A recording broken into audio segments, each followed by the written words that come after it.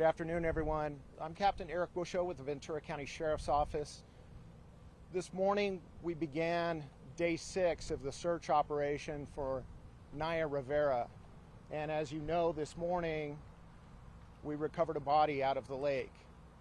To provide some detailed information about this entire operation and overview of what's gone on the last 6 days, I'd like to introduce Sheriff Bill Ayub, the Sheriff of Ventura County, and he will discuss this further.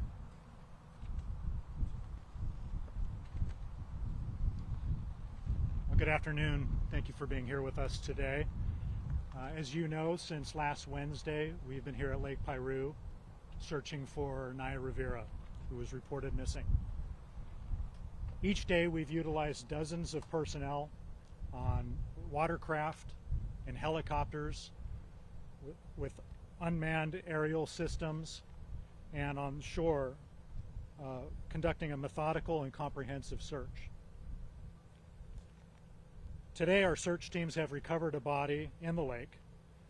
Based on the location where the body was found, physical characteristics of the body, clothing found on the body, and the physical condition of the body, as well as the absence of any other persons reported missing in the area, we are confident the body we found is that of Naya Rivera.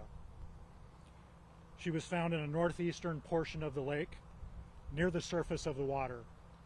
The depth of the water in that area is between 35 and 60 feet deep, and there's heavy brush and trees on the lake bed there.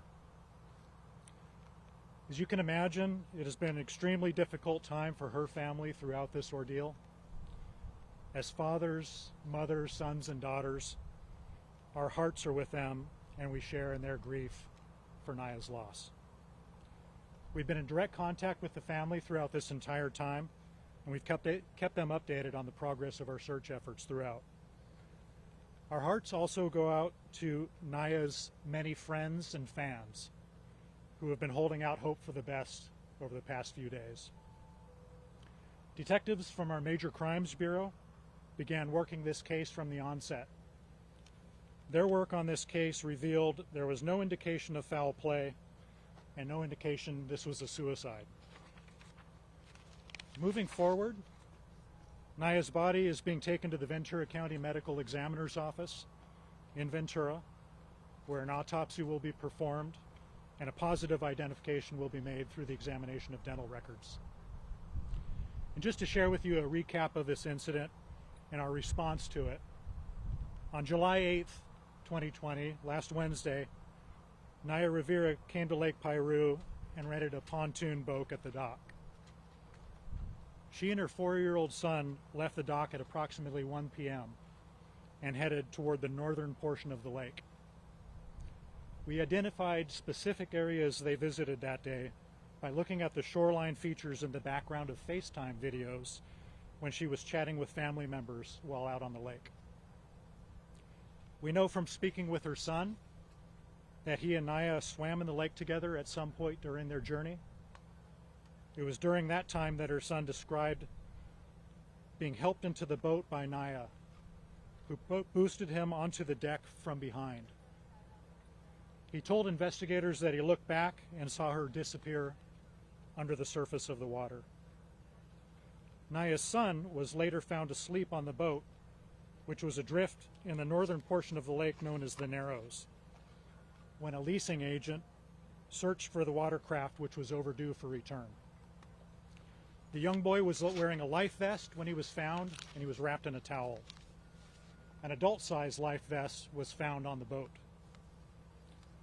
Several witnesses who were at the lake that day have been identified and interviewed by sheriff's investigators. There were 3 other rental boats on the lake that day. All of the people in each of those boats has been identified and interviewed. They had seen Naya's boat at different times and in several different locations during the window of time she was out on the lake. Those witness statements helped our teams focus their search in the northern and eastern portions of the lake. We received the call at 4:38 p.m. on Wednesday. Rangers at Lake Piru began searching the lake immediately. Our deputies arrived by 5 p.m., followed by one of our helicopters and an unmanned aircraft team, investigators, and a boat crew with divers. By early Thursday morning, we received assistance from several neighboring law enforcement agencies. Naya's family has expressed their gratitude to all those involved in the search efforts, and we would like to thank our partner agencies for their help in this search effort. Without their assistance, we could not have covered as large an area as quickly as we did. The following agencies provided personnel, equipment, and expertise to this complex search effort: the Lake Piru Rangers, the Ventura County Fire Department, the Los Angeles County Sheriff's Department, the San Luis Obispo County Sheriff's Office, the Tulare County Sheriff's Office, the United States Coast Guard, Forward Operating Base Point Mugu, and the California Governor's Office of Emergency Services. We also received support from Fugro Geodata Services. This company completed a detailed survey and mapping mission at the lake just 3 weeks earlier, in advance of the upcoming seismic retrofitting of the Santa Felicia Dam at the south end of the lake. They heard about the disappearance of Naya and offered their personnel and equipment and expertise to help locate her. Their detailed maps of the lake, along with their comprehensive knowledge of the lake, have given a major boost to this search effort, and we thank them for their assistance. That concludes my comments, and I am available with my team here to answer any questions that you may have. Do you have anybody that can do statement in Spanish for us? We do. We do have Spanish language available. I have a question. Do you believe she was in that location the whole time, or do you believe that she floated to the top because of decomposition? Sheriff, could you possibly step behind the close up mic? Sure.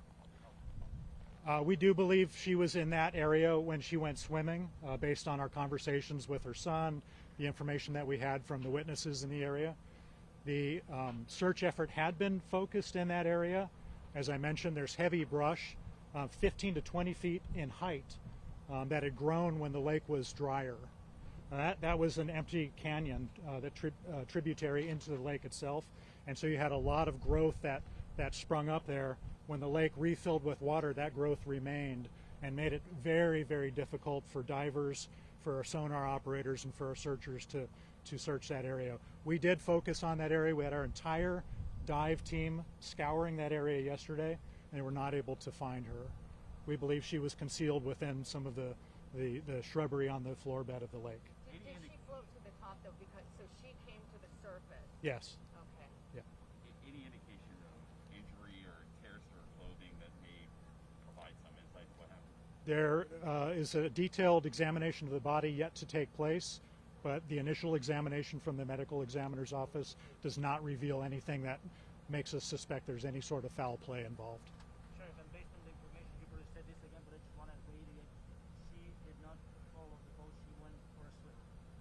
She went for a swim with her son. That's correct. Life jacket, Sheriff?